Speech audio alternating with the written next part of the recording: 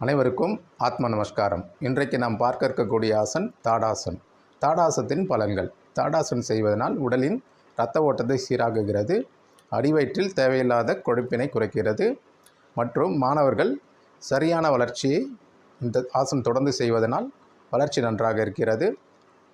உடலையும் மனதையும் ஒருமுகப்படுத்துவதற்கு இந்த ஆசனம் பெரிதும் உதவுகிறது. இப்போது ஆசனத்தை பார்ப்போம்.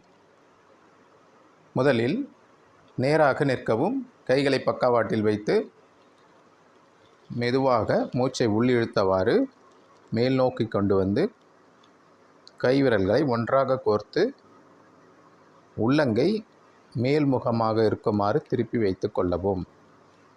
பிறகு கணுக்காலில் உங்கள் முழு உடலையும் கணுக்காலில் பேலன்ஸ் செய்து உடலை மேல் நோக்கி உயர்த்தவும். இப்படியே 20 வினாடிகள் வரை இந்த நிலையில் இருக்கலாம்.